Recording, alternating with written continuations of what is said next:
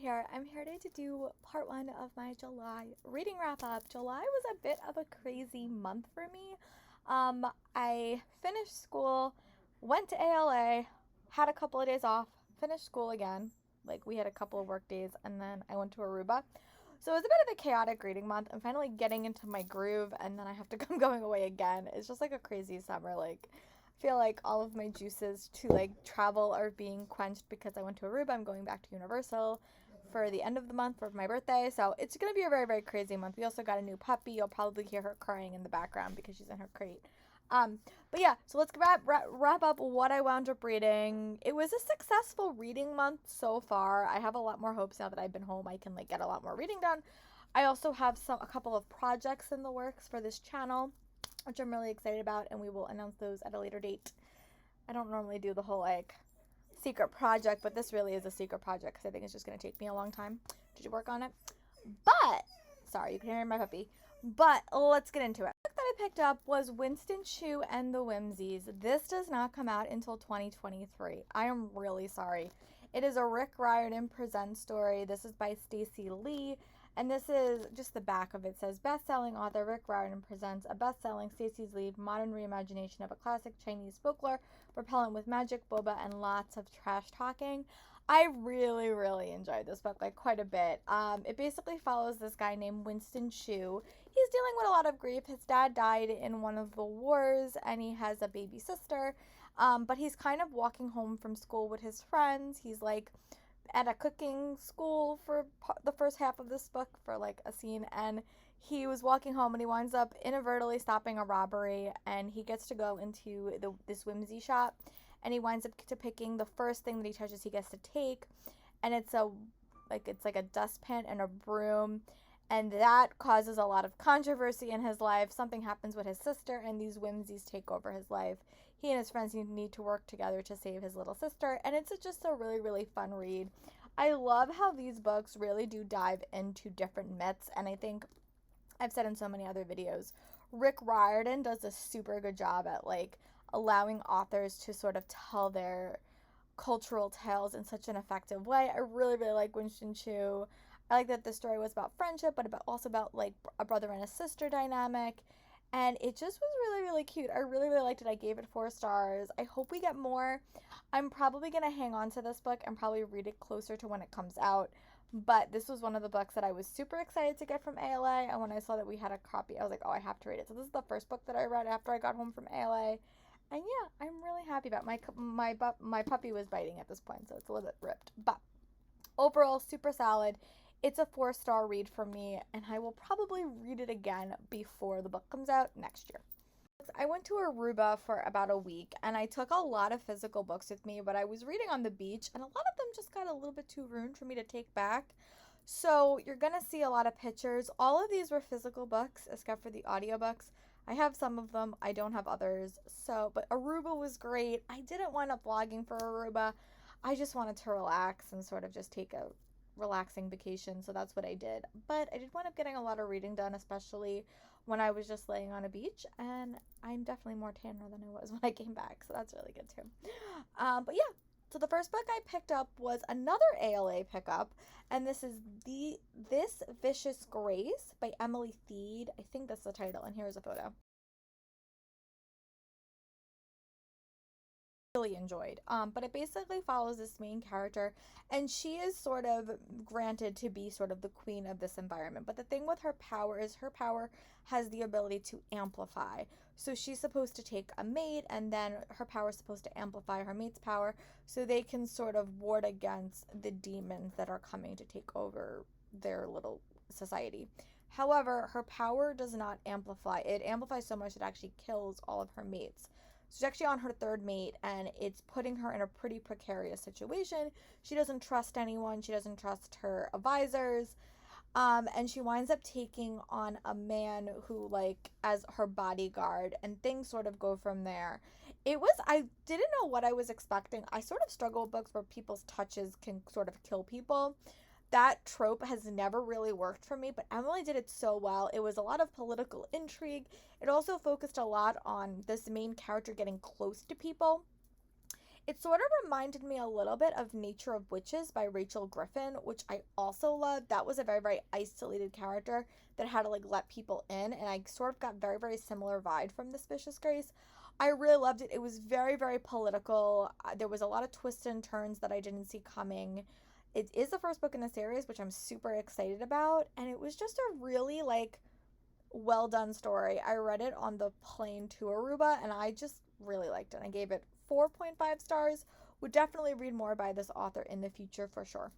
Out of order, but I did towards the end of my trip wind up picking up a couple of audiobooks because I wasn't on the beach all those days, so I picked up a couple of audiobooks while I was walking to places.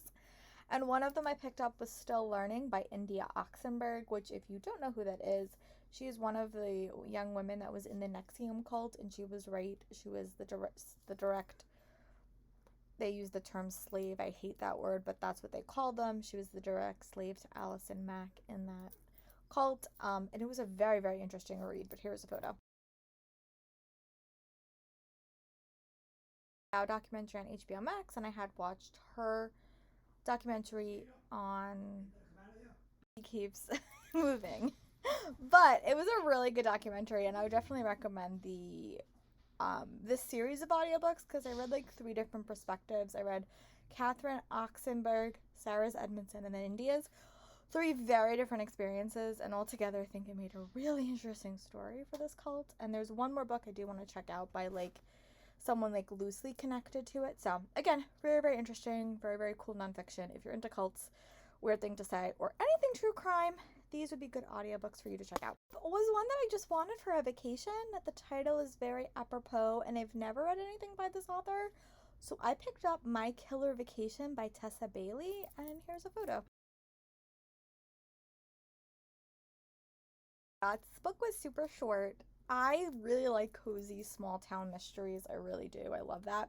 I am not the biggest smutty person. Like, I tend to like fade to black. Really, the only romance scenes or sexy scenes I like are in historical. So this was going outside my comfort zone. And I always knew Tessa Bailey does write a lot of sex scenes. So I sort of went in not really knowing what to expect.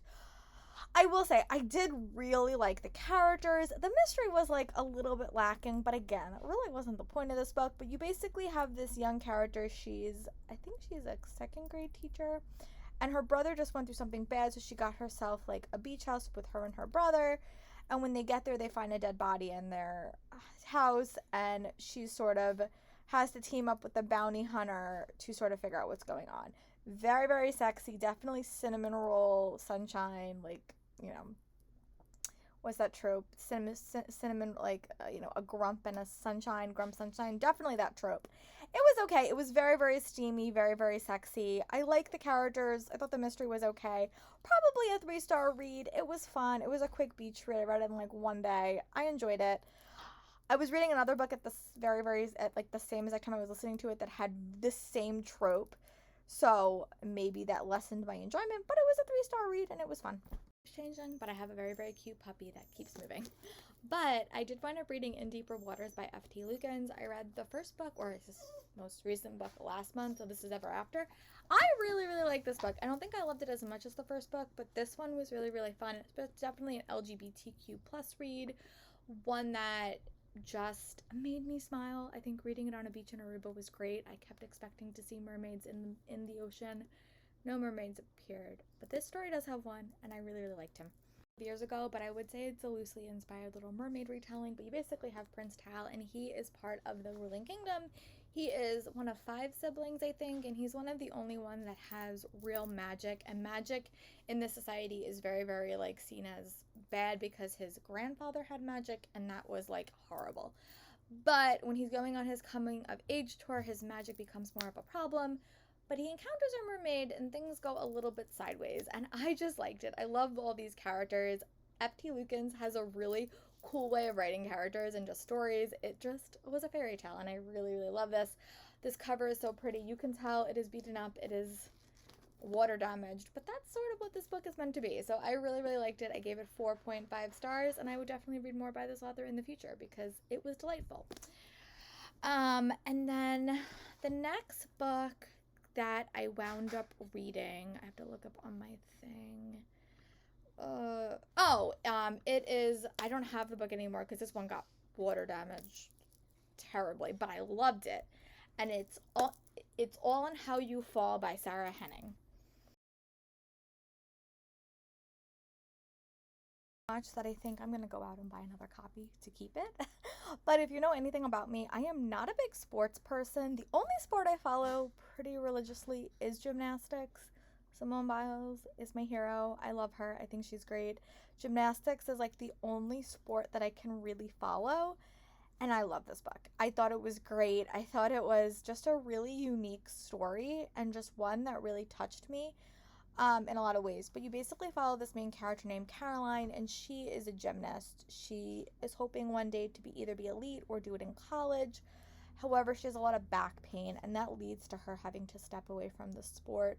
And puts her in like a little bit of like, she doesn't know what to do in her life. Like, she's sort of stuck. She loves gymnastics. She can't do it. She can't coach yet, and she sort of has the summer before her last year in high school to sort of figure this out. All her friends are still in gymnastics.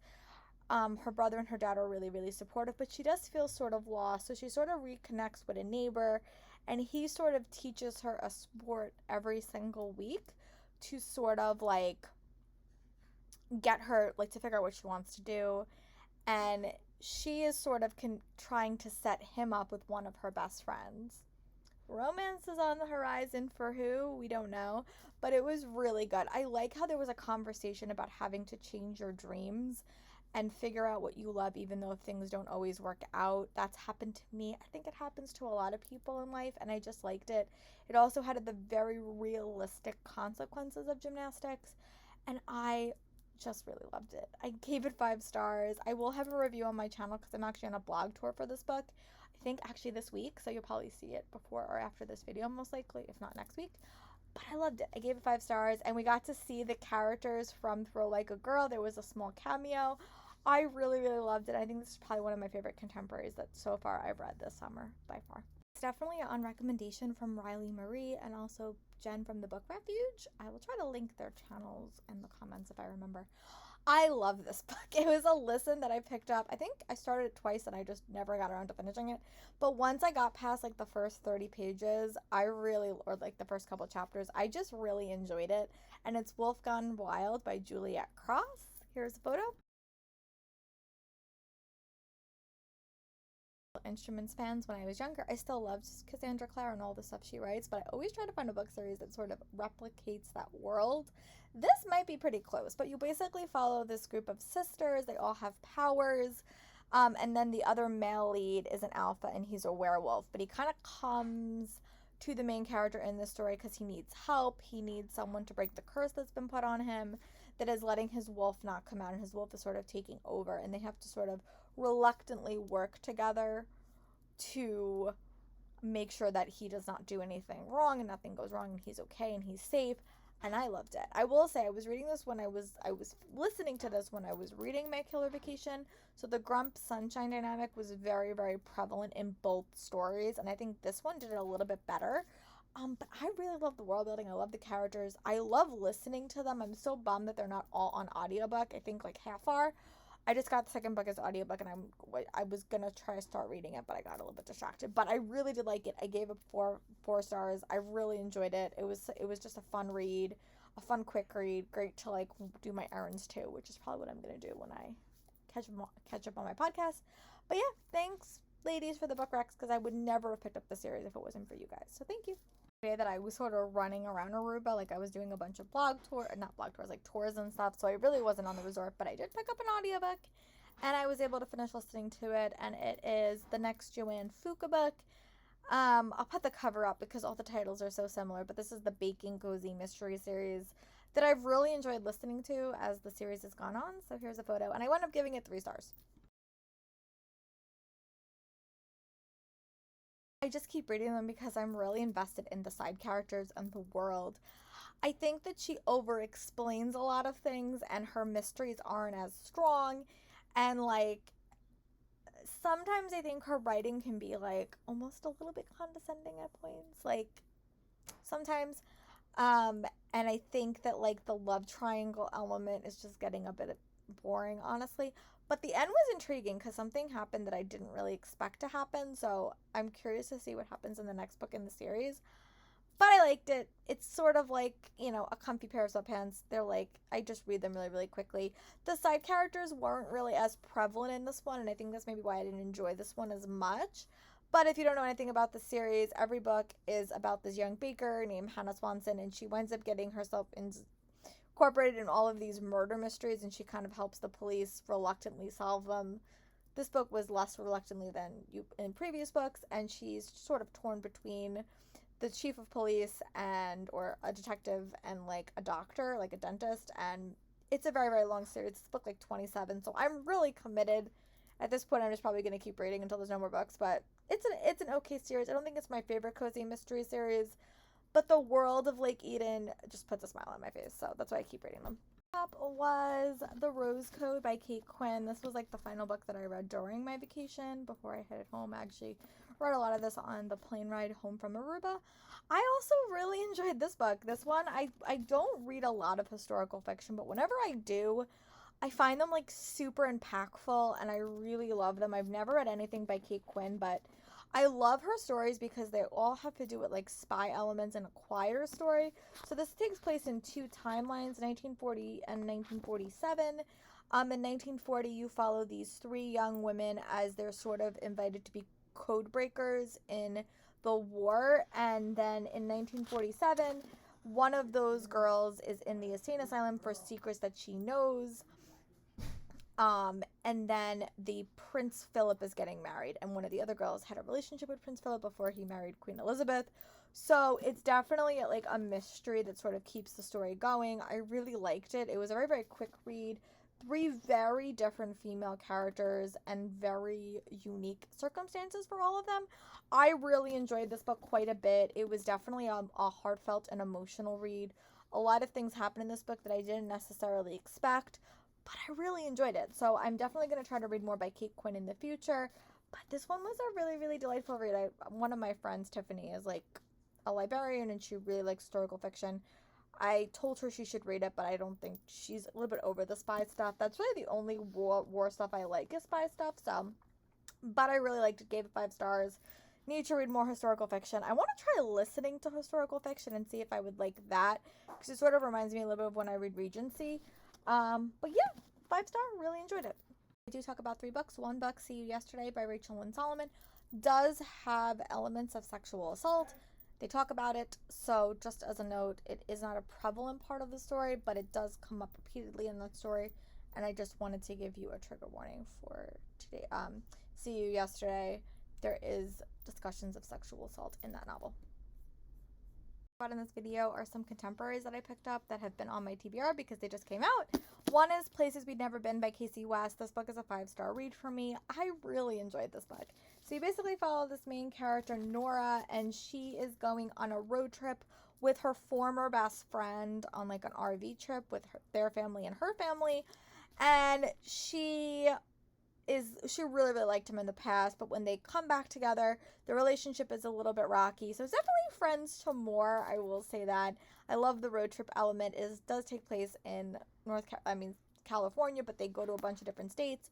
And I love the friends to more second chance romance. It was a really, really fun read, and I think it also focused as well on like, self-discovery and finding out what you want to do. She really is into drawing and game design, which are really interesting interests that I just really enjoyed. So I gave it 5 stars. I really liked Casey West. I've always liked her books, but this book, because it was a second chance friends to more romance, was definitely probably a new favorite, because that's one of my favorite tropes when I read. The next book that I picked up was Always Jane by Jen Bennett. She's another author that I have really liked in the past. So this is more like sort of like a second chance friends to more, but you basically follow this character named Jane. She's the daughter of a chauffeur for this rich family. She's a PA for one of the daughters, and she wound up getting caught up in a love triangle between 2 brothers. After 2 summers ago, she winds up getting injured and falling off a dock, and she believes one brother saved her. They get into a relationship, but things are not as they seem, and this is a dual point of view novel. This is a single point of view, so I really, really like the dual point of view. The puppy on the cover was very, very prevalent in the story. It does deal with both cheating, emotional and physical cheating, and it is a relationship between two, like a love triangle between two brothers. But I did like the subtle reference to the music industry. There's also all like songs throughout the whole book. I really liked it. I gave it 4 stars. Definitely wasn't my favorite Jen Bennett book, but I did like there was a disability rep, which I thought was really unique and really different. Never had read anything like that before. And I gave this one 4 stars for review. And the last book I'm going to chat about in this video is See You Yesterday by Rachel Lynn Solomon. This is her newest book. It's a Groundhog Day retelling, and I thought this one was really interesting. It takes place on the first day of college. You don't get a lot of YA books set in college. It's very, very sex positive as well as Always Jane was as well. But I just really liked it. I thought it was a really interesting story, a lot more sciencey based, like a hint of a science fiction story. It's a one character, very, very positive Jewish rep as well. I liked it. I gave it 4.75 stars. I like this book a little bit more than We Can't Keep Me Like This, but not as much as Today, Tonight, Tomorrow. I'm going to do a wrap-up of all the contemporary books I read this summer, but these 3 were pretty good. So I will talk to you guys for my next video. Stay safe and be well, and let me know what was your top rate in the comments. I really liked It's All in How You Fall. I hope you guys are staying safe and being well, and bye, friends.